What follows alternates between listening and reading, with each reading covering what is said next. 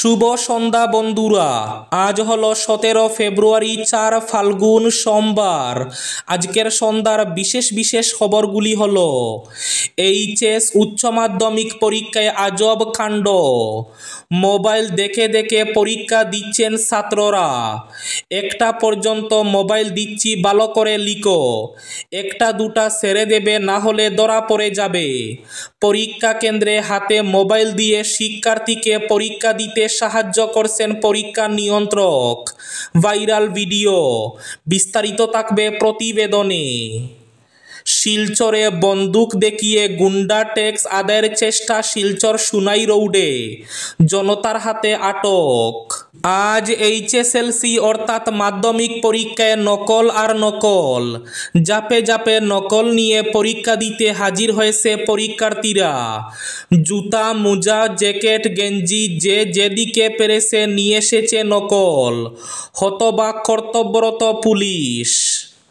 শ্রীভূমি তথা করিমগঞ্জ শিক্ষা বিভাগের আরও এক আজব কাণ্ড ফাঁস। শ্রীভূমি জেলায় সন্দেহযুক্ত মাধ্যমিক পরীক্ষা, বেসরকারি শিক্ষকদের সরাসরি পরীক্ষা কেন্দ্রে, প্রাইভেট স্কুলের ছাত্রছাত্রীদের নম্বর বাড়ানোর সুযোগ করে দিতে পরীক্ষা কেন্দ্রে বেসরকারি পরিদর্শক নিয়োগ। শিলচরে মাধ্যমিক পরীক্ষার্থীর মৃত্যু, কাঠগড়ায় সহপাঠী এবং প্রধান শিক্ষিকা সহ অন্য শিক্ষিকা। আজ বড় ভূমিকম্প, দিল্লি বিহারে ভূমিকম্পে কেঁপে উঠল, সতর্ক থাকার বার্তা প্রধানমন্ত্রী নরেন্দ্র মোদীর। হাইলাকান্দি জেলায় এইচএসের বিতরণের জন্য আনা স্কুটি নষ্ট হয়ে যাচ্ছে, পরিত্যক্ত হয়ে পড়ে আছে শতাধিক স্কুটি, শীঘ্রই বন্টনের দাবি জানিয়েছেন অভিভাবকরা। শিলচরের ফুটপাতের ক্ষুদ্র ব্যবসায়ীদের স্থায়ী জায়গা দেওয়ার দাবি সমিতির। অনেক হয়েছে আর নয়, ভারতে প্রাচীন মসজিদ নিয়ে মামলার বাড়াবাড়িতে বিরক্ত সুপ্রিম কোর্ট বললেন যথেষ্ট হয়েছে। মন্দির মসজিদ বিরোধ সংক্রান্ত মামলা নিয়ে অসন্তুষ্ট দেশের প্রধান বিচারপতি। এ কেমন নিষ্ঠুরতা, কোথায় গেল মানবতা? জন্মের পরই এবার মা নিজের কন্যা সন্তানকে ফেলে দিলেন জঙ্গলে, সুস্থ রয়েছে শিশুটি। এবং শেষ খবরটি, নিজেকে শেষ করলেন আরও এক জল মিত্র। আগামীকাল থেকে 3 দিন জল সরবরাহ বন্ধের নির্দেশ দিল জলমিত্র সংগঠন শ্রীভূমি অর্থাৎ করিমগঞ্জ।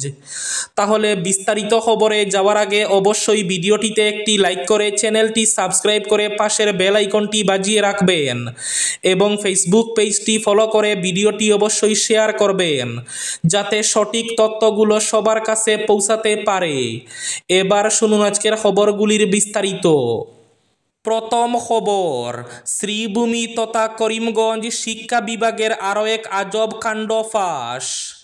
শ্রীভূমি তথা করিমগঞ্জ জেলায় সন্দেহযুক্ত মাধ্যমিক পরীক্ষা, বেসরকারি শিক্ষকদের সরাসরি পরীক্ষা কেন্দ্রে, প্রাইভেট স্কুলের ছাত্রছাত্রীদের নম্বর বাড়ানোর সুযোগ করে দিতে পরীক্ষা কেন্দ্রে বেসরকারি পরিদর্শক বা ইনভিজিলেটর নিয়োগ।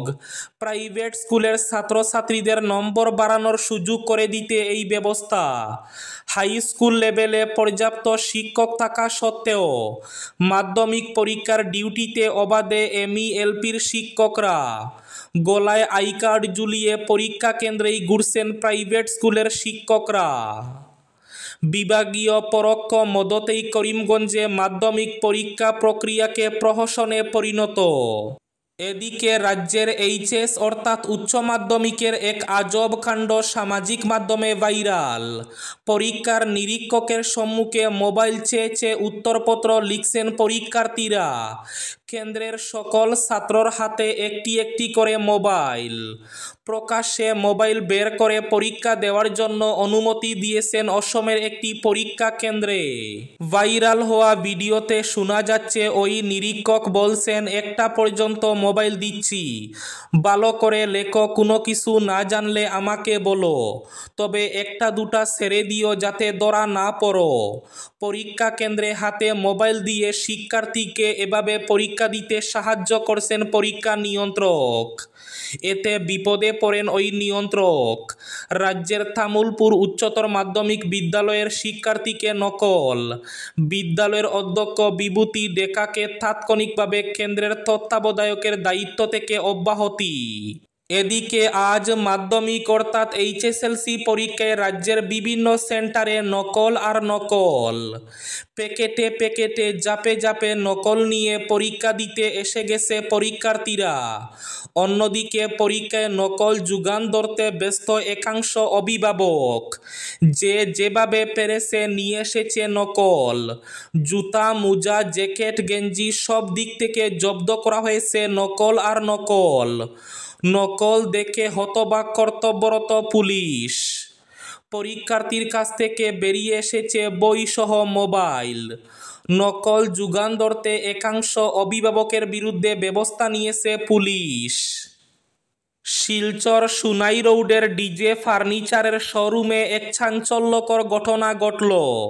দুষ্কৃতীরা বন্দুক দেখিয়ে গুন্ডা ট্যাক্স আদায়ের চেষ্টা করলে দোকানের স্বত্বাধিকারী সুবেদ আহমেদ বরবুইয়া তাদের বাধা দেন। এতে ক্ষিপ্ত হয়ে গুন্ডারা দলবদ্ধভাবে তার উপর আক্রমণ চালায় এবং তাকে গুরুতর আহত করে।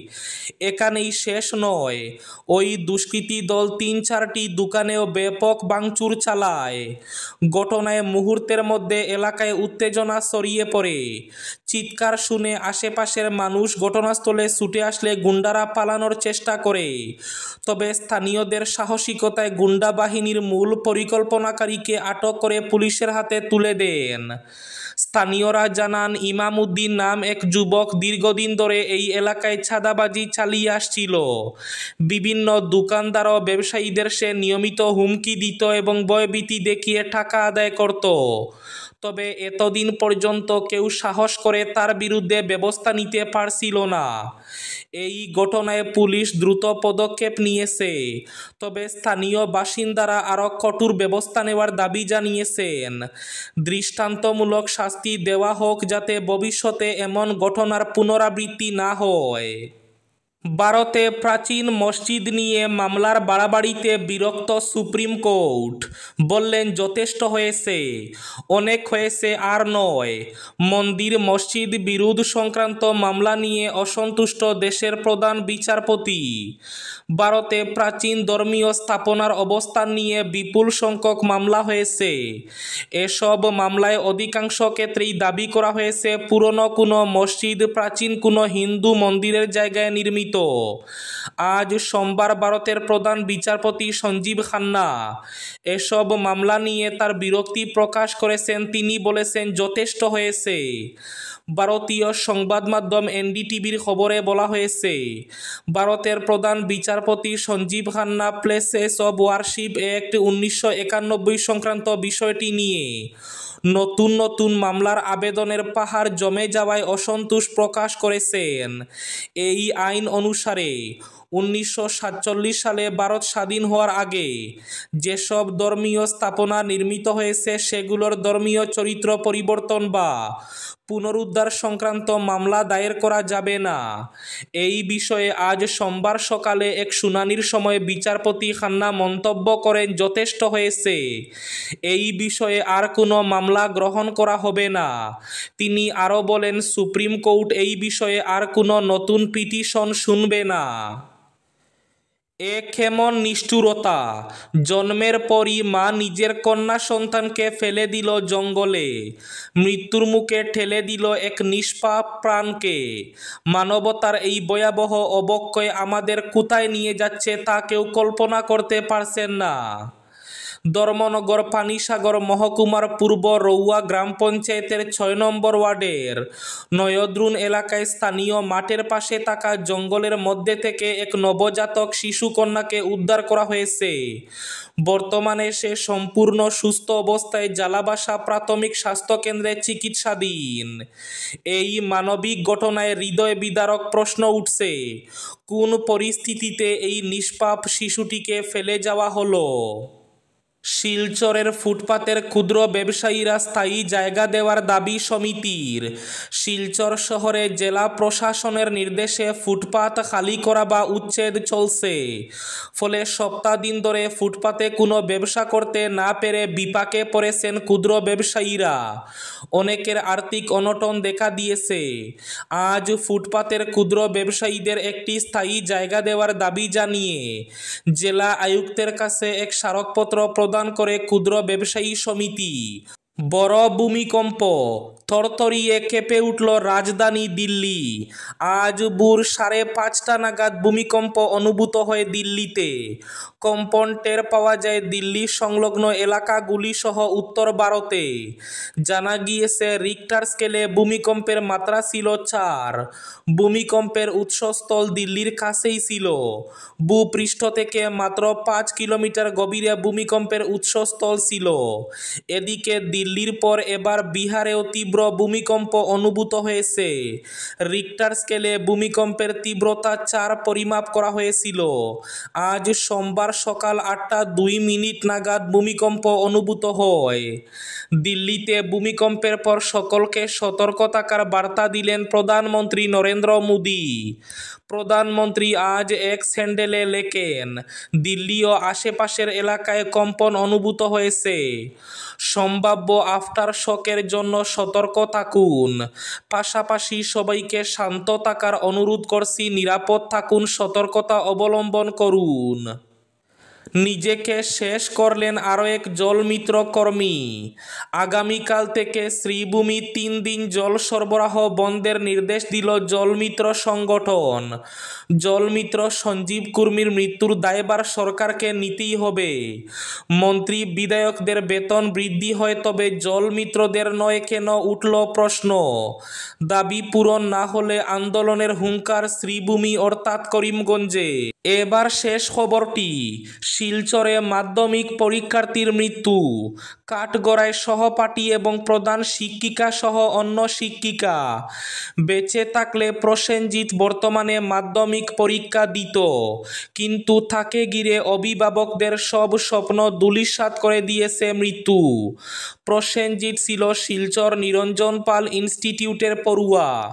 এবার তার মৃত্যুকে ঘিরে বাবা চিরঞ্জিত দাস এক সহপাঠীর বিরুদ্ধে খুনের অভিযোগ আনার পাশাপাশি স্কুলের প্রধান শিক্ষিকা পুষ্পলতা সিনহা এবং অন্য এক শিক্ষিকা ক্লাস টিচার লসি ভৌমিকের বিরুদ্ধে কর্তব্যে অবহেলার অভিযোগ এনে মামলা দায়ের করেছেন থানায়। এই ছিল আজকের সন্ধ্যার বিশেষ খবরগুলি। ভিডিওটি অবশ্যই লাইক করে শেয়ার করে দেবেন।